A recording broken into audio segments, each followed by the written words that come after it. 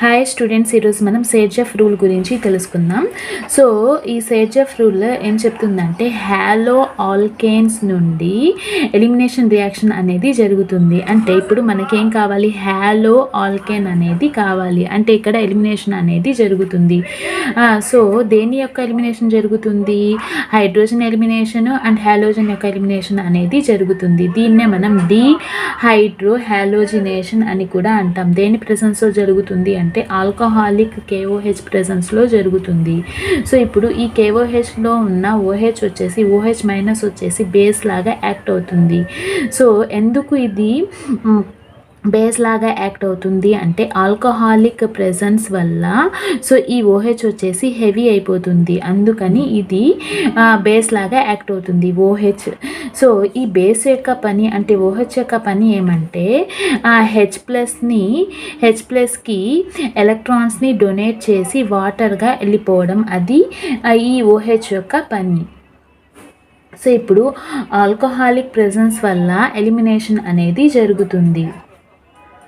So ఇప్పుడు ఇక్కడ functional group ఉంది కదా, ఫంక్షనల్ గ్రూప్కి అటాచ్ అయిన కార్బన్ని మనం ఆల్ఫా కార్బన్ అంటాం. ఫంక్షనల్ గ్రూప్కి పక్కనున్న కార్బన్ని బీటా కార్బన్ అని అంటాము.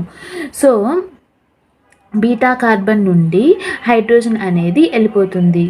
ఇప్పుడు హాలోజన్ అటాచ్ అయి ఉన్న హైడ్రోజన్ని OH తీసుకోదు, ఎందుకంటే హాలోజన్ అటాక్ అయిన కార్బన్ దగ్గర ఎలక్ట్రాన్ డెన్సిటీ అనేది ఎక్కువగా ఉంటుంది, అందుకని. ఇప్పుడు బీటా కార్బన్ దగ్గర ఉన్న హైడ్రోజన్కి ఎలక్ట్రాన్ డెన్సిటీ తక్కువగా ఉంది. సో అందుకని బీటా కార్బన్ ఉన్న హైడ్రోజన్ని OH అప్రోచ్ అయ్యి హైడ్రోజన్ని తీసుకొని వాటర్గా వెళ్ళిపోతుంది. అండ్ ఇప్పుడు వాటర్గా వెళ్ళిపోతే ఈ బాండ్ ఉంది కదా, ఈ బాండ్ వచ్చేసి ఇటు వెళ్తుంది. సో అప్పుడు ఏం ఫామ్ అవుతుందంటే CH2 double bond CH2 form అవుతుంది. అండ్ ఈ హాలోజన్ వచ్చేసి ఈ బాండ్ని తీసుకొని X మైనస్గా వెళ్ళిపోతుంది. సో అది జరుగుతుంది. సో ఫైనల్లీ ఏం ఫామ్ అవుతుందంటే ఆల్కీన్ అనేది ఫామ్ అవుతుంది.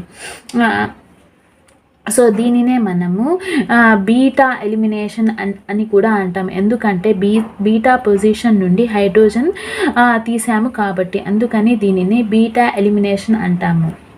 ఇప్పుడు మనం ఒక ఎగ్జాంపుల్ తీసుకుందాము.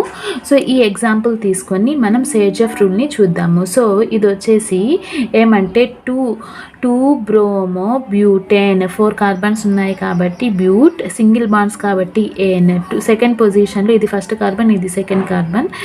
సో కాబట్టి 2 బ్రోమో బ్యూటేన్. సో ఇప్పుడు చూడండి, ఇక్కడ ఫంక్షనల్ గ్రూప్ అటాచ్ అయిన కార్బన్ వచ్చేసి ఆల్ఫా కార్బన్. ఈ కార్బన్కి చుట్టుపక్కల అంటే పక్కన 2 సైడ్స్ కార్బన్ ఉన్నాయి. ఈ 2 కార్బన్స్ ఏమవుతాయంటే బీటా కార్బన్స్ అవుతాయి. ఆల్ఫా కార్బన్కి పక్కనున్న కార్బన్స్ వచ్చేసి ఈ 2 కార్బన్స్ కూడా బీటా కార్బన్స్ అవుతాయి. అంటే ఇటువైపు బీటా కార్బన్ ఉంది, ఇటువైపు బీటా కార్బన్ ఉంది. అంటే ఈ బీటా కార్బన్కి హైడ్రోజన్ ఉంది, ఈ బీటా కార్బన్కి కూడా హైడ్రోజన్ ఉంది.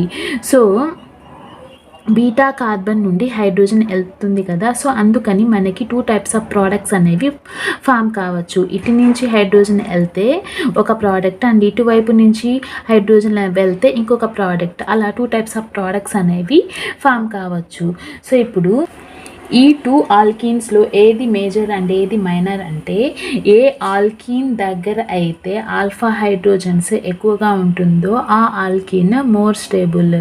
సో స్టేబుల్ ఆల్కీన్ని ఏం చెప్తామంటే మనము సేర్జెఫ్ ప్రోడక్ట్ అంటాము, ఎందుకంటే సేర్జెఫ్ సైంటిస్ట్ దీనిని ఇచ్చారు కాబట్టి దీన్నే మనం సేర్జెఫ్ ప్రోడక్ట్ అని అంటాం. 2 ఆల్కీన్స్లో ఎక్కడ ఆల్ఫా హైడ్రోజన్స్ ఎక్కువ ఉన్నాయంటే ఇది ఫంక్షనల్ గ్రూప్ కదా, సో ఈ ఫంక్షనల్ గ్రూప్కి పక్కన ఆల్ఫా హైడ్రోజన్స్ ఉంటాయి.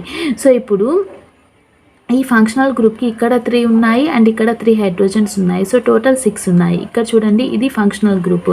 సో దీని పక్కన ఆల్ఫా కార్బన్, ఇది ఎన్ని హైడ్రోజన్స్ ఉన్నాయి? 2 హైడ్రోజన్స్ ఉన్నాయి. సో కాబట్టి ఎక్కడ ఎక్కువ ఆల్ఫా హైడ్రోజన్స్ ఉన్నాయి? ఇక్కడ ఉన్నాయి 6 అంటే ఎక్కువ ఆల్ఫా హైడ్రోజన్స్ ఎక్కడ ఉన్నాయో అది మేజర్. సో ఇక్కడ 6 ఉన్నాయి అంటే ఎక్కువ ఉన్నాయి, ఇక్కడ 2 ఉన్నాయి. సో కాబట్టి ఇది మేజర్ ప్రోడక్ట్ అవుతుంది. దీన్నే మనం సేర్జెఫ్ ప్రోడక్ట్ అని అంటాము. సో ఇప్పుడు ఈ రియాక్షన్ యొక్క మెకానిజం చూద్దాము. ఫస్ట్ ఏం జరుగుతుందంటే, సో ఇది ఇది హాలోజన్ కదా, హాలో ఆల్కేన్ అంటే ఇది నేమింగ్ ఇద్దాము. ఇది వచ్చేసి ఫస్ట్, ఇది సెకండ్ కార్బన్, ఇది థర్డ్, ఇది ఫోర్త్. సో ఇప్పుడు సెకండ్ కార్బన్ దగ్గర బ్రోమిన్ ఉంది. సో కాబట్టి 2 బ్రోమో 4 కార్బన్స్ కాబట్టి బ్యూట్, సింగిల్ బాండ్స్ కాబట్టి N2 బ్రోమో బ్యూటేన్. సో ఇప్పుడు ఏం జరుగుతుందంటే బ్రోమిన్ అనేది ఎలిమినేషన్ జరుగుతుంది.